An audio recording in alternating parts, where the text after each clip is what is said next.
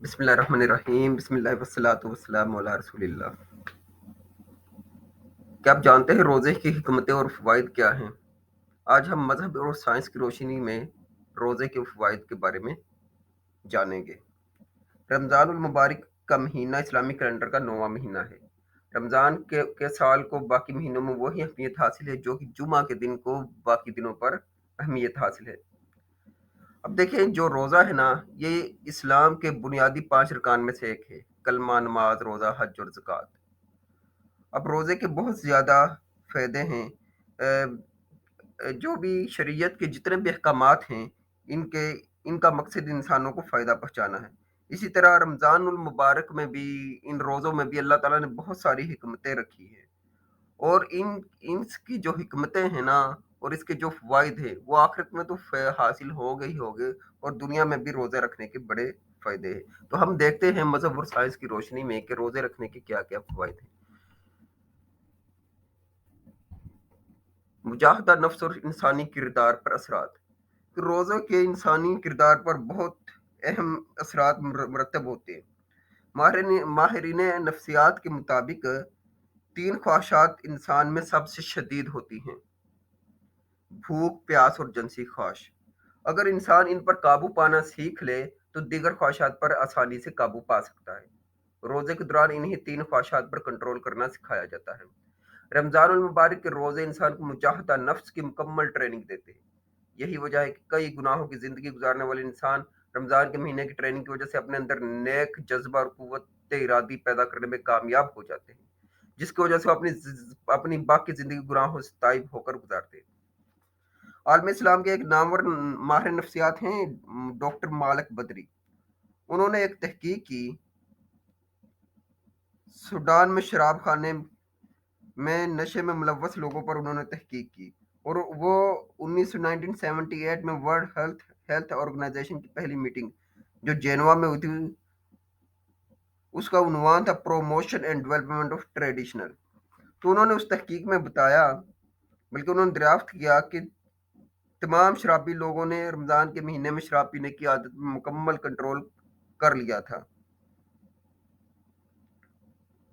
چند لوگوں نے رمضان کی شروع کی چند راتوں میں شراب پی تاکہ نشے کی عادت پر قابو پا سکے۔ ان میں سے اکثر نے رمضان کے آخری ایام میں اپنے اندر اتنی روحانیت محسوس کی کہ انہوں نے قرآن پر حلف لیا کہ وہ آئندہ اس خبیث عادت سے توبہ کرتے ہیں۔ ڈاکٹر بدری نے ان حضرات سے کئی سال بعد دریافت کیا تو انہیں اپنی توبہ پر قائم پایا۔ اسی طرح رمضان کے مہینے میں مسلمان ممالک میں رمضان کے اثرات ہر خاص و عام پر ہوتے ہیں۔ اب مسلم ممالک کی پولیس کے ریکارڈ اس بات کی گواہی دیتے ہیں کہ رمضان کے مہینے میں چوری، ڈکیتی، گاڑیوں کے حادثات، آبروریزی کے واقعات اور دوسرے جرائم دوسرے سال کے باقی مہینوں کے مقابلے میں بہت کم ہوتے ہیں۔ بہت واضح کمی دیکھی گئی۔ اب روزے کے متعلق سائنسی تحقیق کی طرف ہم آتے ہیں۔ روزے کے بے شمار فوائد اور ثمرات ہیں۔ مغربی عیسائی محقق ایل کارٹر نے اپنی ایک کتاب انہوں نے لکھی، fasting as a way of life. اس میں وہ لکھتے ہیں کہ انسان کا ڈائجسٹو سسٹم اور دماغی نظام ہے، اس کو روزے کی وجہ سے مکمل آرام ملتا ہے، اور جو غذا کو ہضم کرنے کا نظام ہے وہ بالکل نارمل حالت میں آ جاتا ہے۔ اب ہمیں پیارے نبی کریم صلی اللہ علیہ وسلم کی وہ مزید تحقیق میں لکھتے ہیں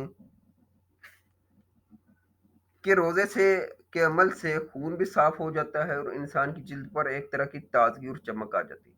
اب دیکھیے پیارے نبی کریم صلی اللہ علیہ وسلم نے کیا فرمایا۔ انہوں نے فرمایا ہر چیز پر زکوٰۃ ہے، اور جسم کی زکوٰۃ روزہ ہے۔ جسم کی زکوٰۃ، ہر چیز کی زکوٰۃ ہوتی ہے، اور جسم کی زکوٰۃ روزہ ہے۔ زکوٰۃ مال میں سے گندگی نکال کر اسے صاف کر دیتی ہے، بالکل اسی طرح روزہ جسم سے زہریلے مادے نکال کر اس کو صاف شفاف کر دیتا ہے۔ اب دلچسپ بات ہے کہ مزید جو سائنسی تحقیقات ہیں اس کے مطابق رمضان اس تحقیق کے مطابق کہ اگر 29 دنوں تک روزانہ 17 گھنٹے اگر کھانے اور پینے سے اجتناب کیا جائے تو جسم کے ہارمونز پر کوئی اثر نہیں ہوتا ہے۔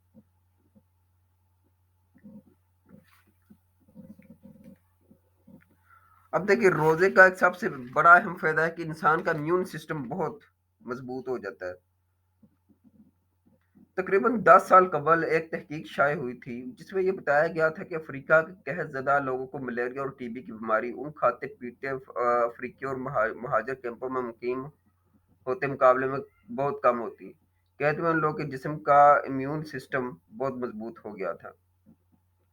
امریکہ کے مسلمان سائنسدان ڈاکٹر ابراہیم سید ان کے مطابق لیبارٹری کے جانوروں پر دراز عمر کی تحقیقات سے یہ پتا چلا کہ جب خوراک اندر لینے کی مقدار کم کر دی جائے تو عمر لمبی ہوتی ہے۔ ڈاکٹر ابراہیم کے مطابق اس کی ایک وجہ یہ ہو سکتی ہے کہ کم خوراک کھانے کی صورت میں جسم میں زہریلے مادے کم پیدا ہوتے ہیں اور جسم کا امیون سسٹم بہت مضبوط ہو جاتا ہے۔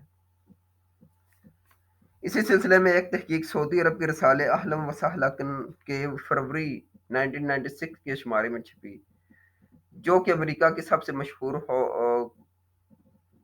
یونیورسٹی ہارورڈ یونیورسٹی کے میڈیکل کے ڈاکٹر اسامہ قندیل نے کی۔ اس ریسرچ میں ڈاکٹر قندیل اور معاون سائنس دانوں نے کینسر اور ایڈز کے مریضوں کے جسم کے امیون سسٹم پر روزے کے اثرات کا بہت اثرات روزے کے اثرات کا پر بہت تجربات کیے۔ ایک تجربے میں انہوں نے ایسے مریض جنہوں نے رمضان کے روزے رکھے تھے یہ مشاہدہ کیا کہ کینسر کے سیلز پر حملہ آور ہونے والے کلر سیلز کی تعداد روزے رکھنے کی وجہ سے حیرت ناک حد تک بڑھ گئی، کہ جو کینسر کے سیلز ہوتے ہیں ان پر حملہ آور ہونے والے جو کلر سیلز ہیں جو کینسر کے سیلز کو ختم کر دیتے، روزہ رکھنے کی وجہ سے ان کی تعداد بہت حد تک کم بڑھ گئی، جبکہ جن مریضوں نے روزے نہیں رکھے تھے ان پر کوئی اثر نہیں ہوا۔ اس طرح ایڈز کے مریضوں اور صحت مند رضاکار کے جسم میں دفاعی خلیوں کی مقدار ناپی گئی تو صحت مند اور مریضوں میں جنہوں نے روزے رکھے تھے ان کے جسم کے دفاعی خلیات کی تعداد بہت بڑھ گئی، جبکہ یہ تعداد روزانہ روزہ رکھنے والوں میں نہیں بڑھی۔ یہ تعداد روزانہ روزہ نہ رکھنے والوں میں نہیں بڑھی۔ یورپ کی ایک عیسائی کیتھولک مصنف ڈاکٹر زوئے فراد انہوں نے اپنی کتاب فاسٹنگ روزے پر ایک کتاب لکھی اور انہوں نے بڑا دلچسپ انکشاف کیا۔ وہ لکھتے ہیں کہ روزہ نہ صرف انسانوں میں نہیں بلکہ کائنات کی اور چیزوں میں بھی، درختوں حیوانوں میں بھی روزہ پایا جاتا ہے۔ ایسے وحشی جانور جو بالکل فطری حالت میں رہتے ہیں، جس زمانے میں برف باری ہوتی ہے انہیں کھانے پینے کی کوئی چیز نہیں ملتی، اور یہ مہینہ بعض اوقات مہینوں تک رہتا ہے۔ اس عمل کو ہائبرنیشن کہتے ہیں۔ جوفرائی لکھتے ہیں کہ تحقیقات سے معلوم ہوتا ہے کہ جانور پرندے سانپ وغیرہ سب پہاڑوں کے غاروں میں چلے جاتے ہیں اور وہیں سو جاتے ہیں، اور یہ ہائبرنیشن کا عمل کئی ہفتوں مہینوں تک جاری رہتا ہے، اور اس میں جانور کو نہ کھانے اور نہ پینے کی حالت، یعنی ہائبرنیشن میں جانور نہ کھاتے اور نہ پیتے ہیں، یعنی وہ ایک فاسٹنگ والی روزے والی حالت میں ہوتے ہیں، جس کی وجہ سے ان کے اندر ایک نئے سرے سے جوانی آ جاتی ہے۔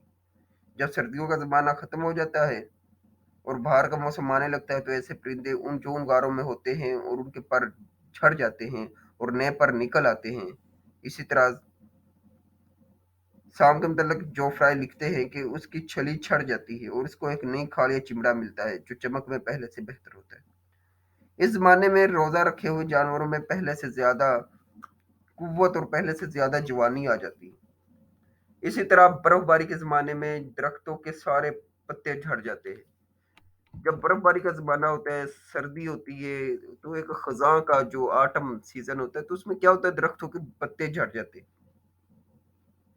اور وہ کئی مہینوں تک گویا ایسے کہ یہ درخت روزے کی حالت میں، اور کئی ہفتوں تک یہ سلسلہ جاری رہتا ہے، اور جب یہ روزہ ختم ہوتا ہے، خزاں کا موسم ختم ہوتا ہے، تو پھر بہار کا موسم بھی شروع ہوتا ہے، سپرنگ، نئی نئی کمپلیں پھوٹتی ہیں اور ان درختوں کی نئی جوانی اور نئے حسن اور نئی قوت انہیں عطا ہوتی ہے۔ ان مشاہدات کی روشنی میں ڈاکٹر جوفرائی نے کہا کہ انسانوں کو بھی ہر سال روزے رکھنے چاہیے. یہ ان کی صحت کے لیے بہت ہیں، بہت ضروری ہیں. یہ ان کو نئی توانائی اور نئی جوانی عطا کریں گے. آخر میں ڈاکٹر جوفرائے نے یہ نتیجہ نکالا کہ انسانوں کو ہر سال تقریباً 40 روزے رکھنے چاہیے. اب دلچسپ بات دیکھیں کہ مسلمان رمضان کے 30 روزے رکھتے ہیں اور شوال کے 6 روزے بھی ملائے جائے تو یہ ٹوٹل 36 ہو جاتے ہیں. اب دیکھیے ڈاکٹر جوفرائے جس حکمت کو آج سمجھے مسلمان اس پر 1400 برس سے عمل پیرا ہے. اب آتے ہیں رمضان اور اسلام کا فلسفہ نیکی و بد. رمضان اور اسلام کا فلسفہ نیکی و بد. اسلام سے پہلے کے مذاہب میں بھی روزے رکھنے کا تصور موجود تھا، لیکن کسی مذہب میں روزے میں صرف پھل کھانے کی اجازت تھی تو کسی میں صرف آگ پر پکی ہوئی چیزوں سے اجتناب. کسی مذہب میں روزے کے دوران صرف دودھ پینے کی رخصت موجود تھی تو کسی میں صرف پانی پینے کی گنجائش. اسلام چونکہ قیامت تک کے لیے عالمگیر مذہب ہے، اس لیے اس میں طلوع فجر سے غروب آفتاب تک کھانے پینے سے مکمل اجتناب ہے. یہ دراصل اسلام کے فلسفہ نیکی و بدی کی بنیاد ہے. اسلام برائی کو جڑ سے ختم کرتا ہے. نپ دا ایول ان دا بڈ. نپ دا ایول ان دا بڈ.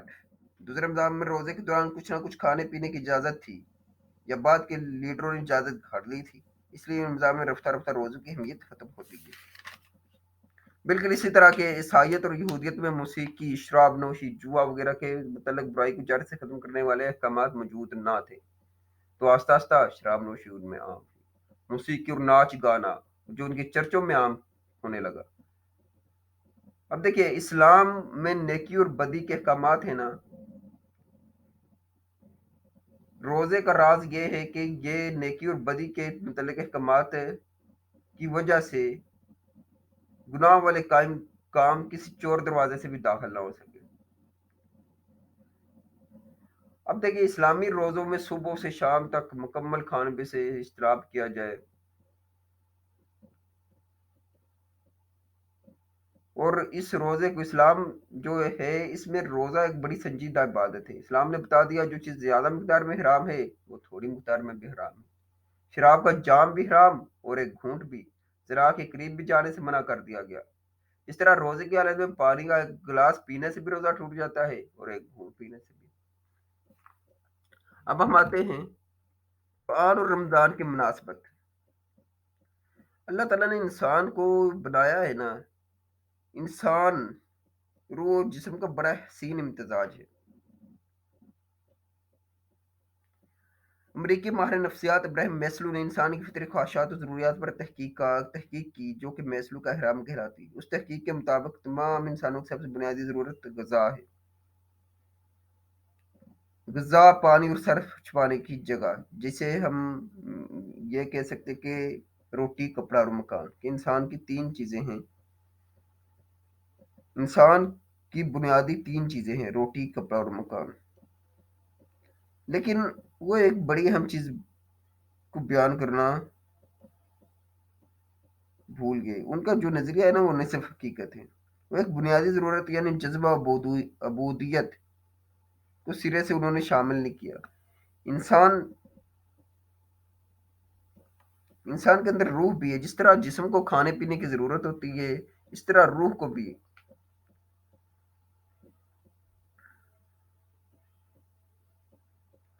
روزے کا مقصد انسان کی روح ملکوتی کے نفسانی خواہشات کے سرات سے مکمل حد تک آزادی، بڑی حد تک آزادی دینا ہوتا ہے.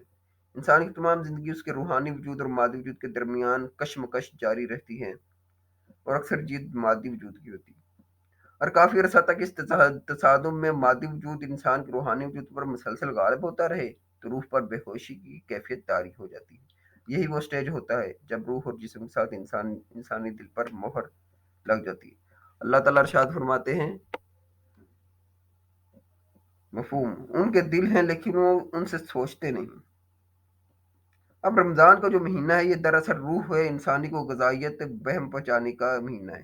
کہ انسان پورا سال تو اپنے مادی وجود کی ضروریات پوری کرتا ہے، اور روزہ ہے نا یہ بہترین روح انسانی کی غذا کے لیے بہترین ہے.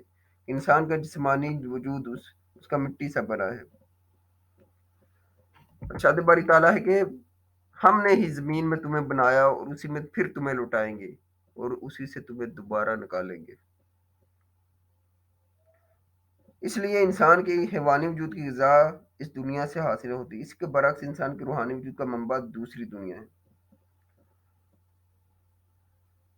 اللہ تعالیٰ کا ارشاد ہے، ہم اللہ ہی کے ہیں اور اللہ ہی کی طرف ہمیں پلٹ کر جانا، کہ ہم سب انسان اللہ ہی کی طرف سے اور اسی کی طرف لوٹ کر جانا ہے۔ اب ہونا تو یہ چاہیے، ہمارے روحانی وجود کی غذا بھی آسمانی ہونی چاہیے۔ ہمارے روحانی وجود کی غذا قرآن ہے اور اللہ تعالیٰ کی طرف سے آیا ہے۔ رمضان کو قرآن کریم سے گہری مناسبت ہے۔ اللہ تعالیٰ نے قرآن کریم کے نزول کے لیے رمضان المبارک کے مہینے کو منتخب فرمایا۔ اللہ تعالیٰ نے پہلی وحی حضور صلی اللہ علیہ وسلم پر اس وقت اتاری جب آپ صلی اللہ علیہ وسلم غار حرا میں موقف تھے۔ بعض حدیث میں آتا ہے کہ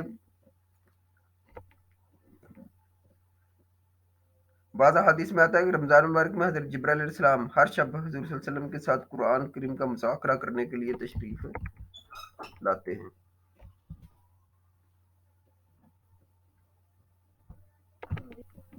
غرض سال کے باقی 11 مہینوں میں انسان کے حیوانی وجود کی غذا کا بندوبست کیا جاتا ہے، جبکہ رمضان مبارک کے مہینے میں انسان کے روحانی وجود کو غذا مہیا کی جاتی ہے، اور یہ غذا قرآن کریم کی تلاوت، نماز تراویح کا اہتمام، نوافل کی ادائیگی، قرآن کریم پر تفکر و تدبر کے ذریعے انسان کی روح کو تقویت دیتی ہے اور سال کے اگلے 11 مہینوں کے لیے ضروری قوت فراہم کرتی ہے۔ پھر جو روزہ ہے نا، یہ انسان کو گناہوں سے بچاتا ہے۔ روزے کی حالت میں گناہوں سے اجتناب۔ پیارے نبی کریم صلی اللہ علیہ وسلم کی ایک حدیث ہے جس کا مفہوم روزہ ڈھال ہے، یعنی روزہ انسان کو شیطان اور نفس کے سر سے بچاتا ہے۔ روزے کے روحانی فوائد تبھی حاصل ہوتے ہیں جب گناہوں سے بچا جائے، ورنہ بھوکا رہنے سوا کچھ حاصل نہیں آتا ہے۔ پیارے نبی صلی اللہ علیہ وسلم کی ایک بڑی پیاری حدیث ہے کہ جو شخص روزے کی حالت میں جھوٹ بولے اور دغا بازی نہ چھوڑے تو اللہ کو کوئی ضرورت نہیں کہ وہ اپنا کھانا پینا چھوڑے۔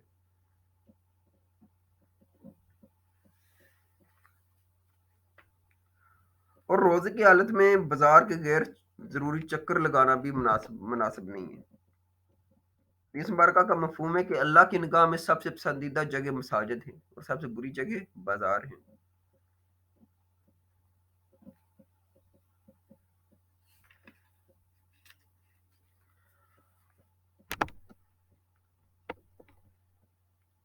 اور جو انسان روزہ رکھتا ہے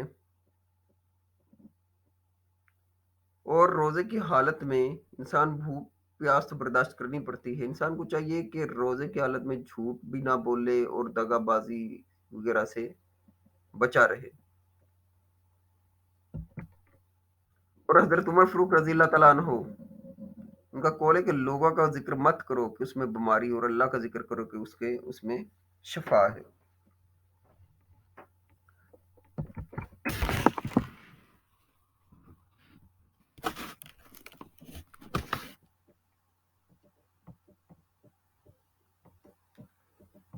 تو اللہ تعالیٰ قرآن مجید میں فرماتے ہیں کہ جس کا مفہوم ہے کہ تم پر روزے اس لیے فرض کیے گئے ہیں کہ تاکہ تم پرہیزگار بن جاؤ۔ تو اس سے توقع ہے کہ تم میں تقویٰ کی صفت پیدا ہوگی۔ تو دیٹس پوائنٹ کہ روزے کا مقصد یو میں اٹین تقویٰ، کہ انسان کے اندر تقوی کی صفت پیدا ہو۔ تو آپ کو یہ اچھا لگا ہوگا، ہم نے روزے کے متعلق سائنسی تحقیقات اور مذہب کی روشنی کے بارے میں پڑھا۔